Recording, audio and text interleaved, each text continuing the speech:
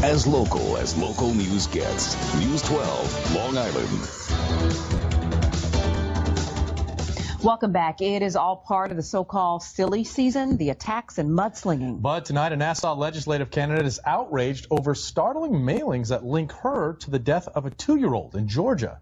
News 12 Long Island's Elise Evans has that story. It hurts, and I just don't understand why. Cassina Gooch still struggles to deal with the death of her 2-year-old son. CJ died in March after falling off a bunk bed at Gooch's home in Georgia. A man she says was a friend was watching the boy at the time. He was charged with involuntary manslaughter. Now, CJ's been drawn into a nasty political fight in the race for Nassau's 7th District legislative seat. The wrong thing to do. Democrat Lisa Daniels was the child's attorney during the parents' custody battle. Recently, flyers like this have been showing up in voters' mailboxes, blaming Daniels for CJ's death. For Gooch, it's just more pain as she copes with tragedy. My son is being dragged through this. I just wish it would stop. I was completely outraged that they would stoop to such a level as to attack me using this child.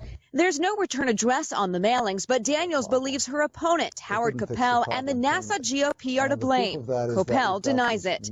Let me be clear, neither my campaign nor I wrote, paid for, or authorized this mailing. I have not and will not exploit the death of a child for political purposes. The Daniels campaign says it traced the mailings through a bulk mail stamp to this company here in Deer Park. We contacted the company to find out who paid for these mailings and didn't hear back. But Daniels says the mail house has ties to Nassau Republicans. That mail house has done work for the Nassau County Republican Committee. We're asking for them to take some action now to tell everybody that this was absolutely over the long line and the wrong thing to do. Cassina Gooch just wants her son's death to be left out of politics.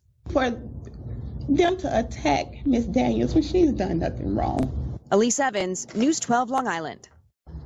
Well, a spokesperson for Nassau Republicans also denies any involvement, saying he wasn't familiar with the mailings or the company. Well, 2 weeks after cameras and card skimmers were found at train stations, 4 suspects are now in custody. Prosecutors say 2 of these suspects were caught trying to retrieve a camera they placed at a Seacliff train station. Now, similar devices were spotted on ticket machines in Great Neck, Greenvale, Garden City, as well as in Westchester and Queens.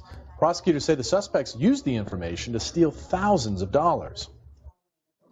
And they download all that information, and then they